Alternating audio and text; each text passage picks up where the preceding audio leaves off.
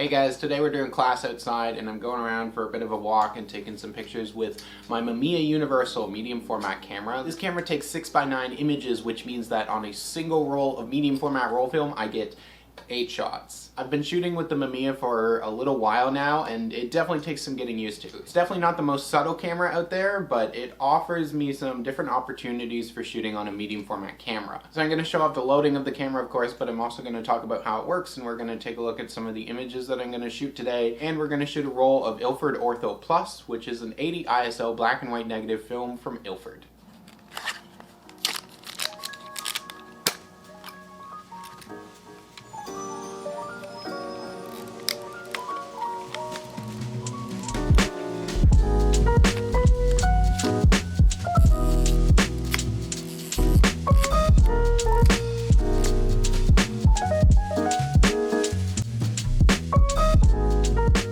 So because this camera is as big as it is, and because the ISO of this stuff is only 80, I don't trust doing handheld for it. So we're throwing it on the tripod, and that's going to be the easiest way to do it. The Mamiya Universal is all manual, which means I have brought along my trusty light meter to figure out the exposure on all this stuff.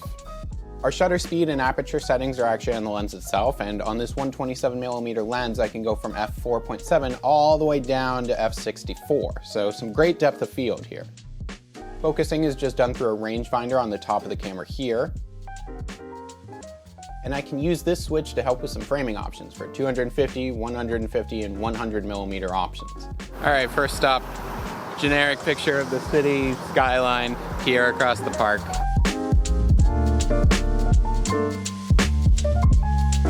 After taking each shot, I have to unlock the winding mechanism, and then I have to wind the advance twice so that I'm on to a new portion of the film for the next image.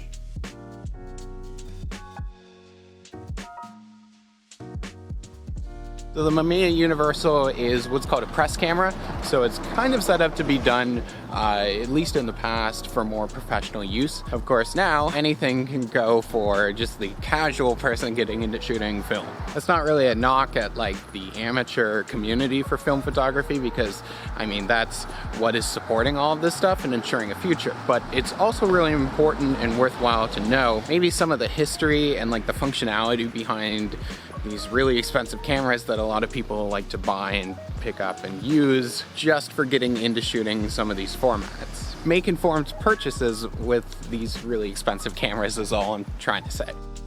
The Universal takes lenses that have the aperture, the shutter speed, and the focusing all attached to the lens. So the shutter mechanism is contained entirely within the lens and not in the body of the camera. The body of the camera just holds the lens, has the viewfinder for framing and focus, and then takes the film holder on the back of it. We've also got the really nice hand grip here that has the cable release that goes out to the lens. So whenever I want to take my picture, I just press the trigger on the handle of the camera and this triggers the shutter. You can see once you take everything off that the camera body is basically just a box with the viewfinder on the top, and then the lens has all the important mechanisms inside of it. And then the film holder, which can be swapped out for like a variety of different film holders, goes onto the back. So lens, body, film holder.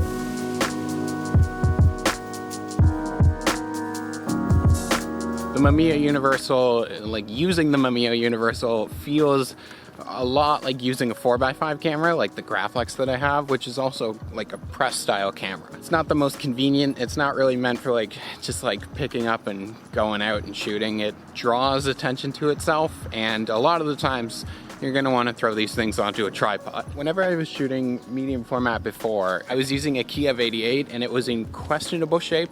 So once it finally started to give me back results that were not worth it, considering the amount of money that I was putting into shooting 120, I decided it was time to upgrade. So I bought the Universal based on the fact that it gives me a variety of things to be able to shoot. It's kind of like the Graflex again in the way that I can put different backs and different lenses and everything on it, but it is a little more convenient than shooting the Graflex.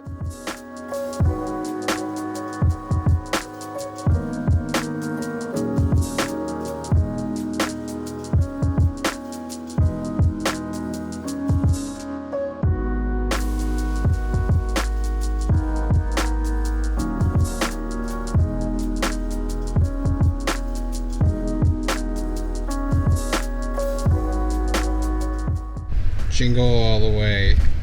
great Christmas movie starring Arnold Schwarzenegger, available on VHS.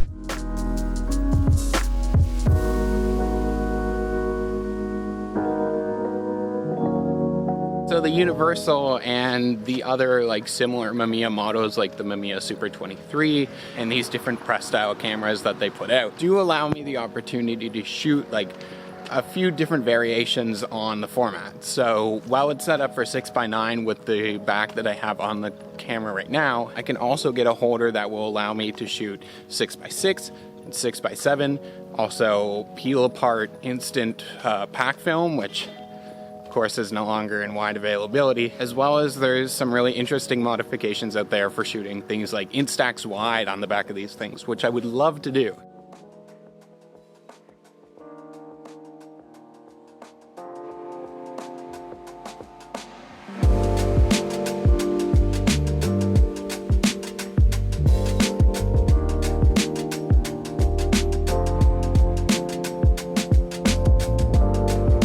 So while the Mamiya is nice to be able to do a variety of different like frame sizes and even formats on the same camera, it is heavy and like kind of awkward to handle. Lower ISO stuff like this, like an 80 ISO or a Portrait 160 or like a Velvia 50 is stuff that you're probably going to want to use on a tripod, unless of course you've got like a lot of light. And things that are like a higher ISO, like a 400 or an 800, are going to be things that you can probably get away using handheld, again, depending on the amount of light that you have.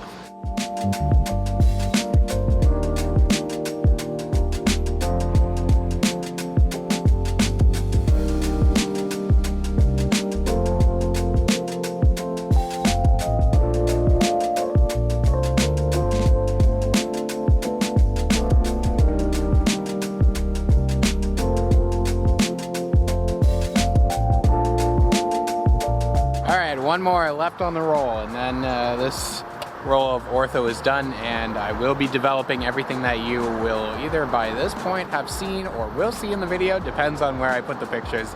I'll be doing them myself, and I'll be scanning them myself, which I've been doing for all the roll review stuff. I'm just going to throw this stuff in some Kodak HC110.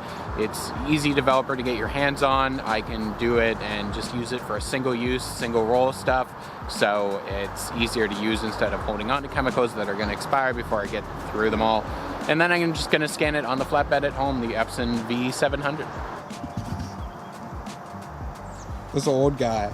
Also, there's like a bunch of these.